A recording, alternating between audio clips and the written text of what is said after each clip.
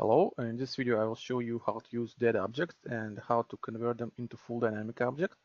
I will use this column, which will be the dead object, here where we can set it to the dead object, and here where we can activate them. And then also I have this rock which I throw to this column. So let's start simulation in loop mode. And here you can see the default behavior of dead object.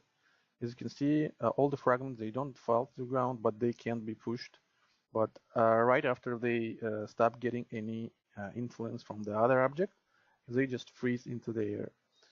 In this case, it looks obviously weird, but if I will start changing the density of column, let's say increase it, here you can see how we can get this effect when some object get pushed but is not being demolished completely, do not still fall to the ground. So you can use this in case you want to have some cracks at the heat of the impact point. Okay, so this is the default behavior of that object, and this is where you can start activating them into the full dynamic object. To do so, you need to first of all, enable this feature, and then there are two ways to convert your object into the full dynamic. First one is by velocity, and by velocity it means velocity of the fragments at the impact moment. So let me first decrease density, let's say 40 or maybe 20. Okay, I guess that's enough.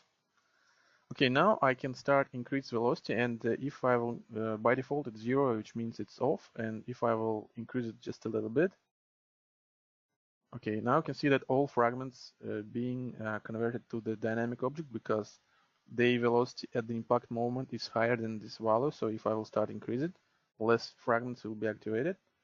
Okay, now you can see that only fragments at the impact point was activated. But let me increase it even more, and you will see that even less fragments will be activated. Okay, maybe 60. So here you can see that only this area was activated. And if I will increase it even more, okay, even less fragments being activated. So this is where you can control the area of activation. And by velocity, you can activate by the strength of the heat of the impact. So now I will set it to 0, and now I will show you how to use by offset. And by offset means the offset relative to original position of the fragment. So again, if I will increase it just a little bit, most of all fragments will be activated.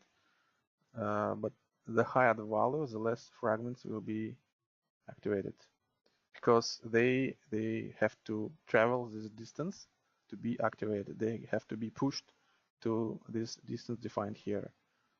And let me increase it even less. Decrease it.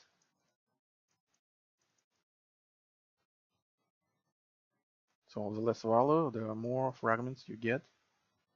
Okay, and now you can see that there's one big area here which just stay in the air, but while it should fall to the ground.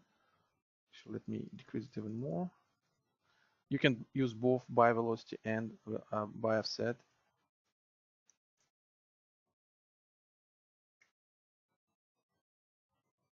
So here you can see one fragment here, and this big portion of fragments just stay into the air. Okay, so you can fix this by using this continuity checkbox. You just have to turn it on, and then you can see that every object which just stay into the air start falling down when all the fragments beneath it get activation. And here this continuity checkbox, helper, which defines the starting area. So it defines this area as starting area, which means that whatever is not connected with this fragments, which interpretates this helper, will be activated. So in the same way, you can set it here, and now you can see that it doesn't only this bottom part fall to the ground. So let me move like this.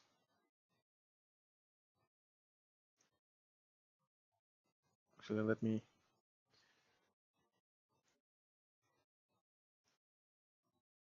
So what I want is to move both objects upper, start again. So you will see that now only this bottom part start falling to the ground. And if I will start moving this continuity helper,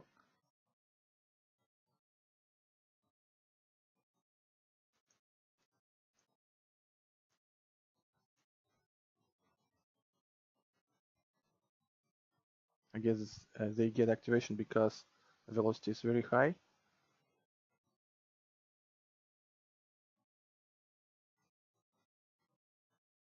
Okay, now you can see that this bottom part do not fall to the ground, only upper part. And when I set helper here, bottom part starts falling to the ground because it's not connected with this upper part, which is connected with this helper.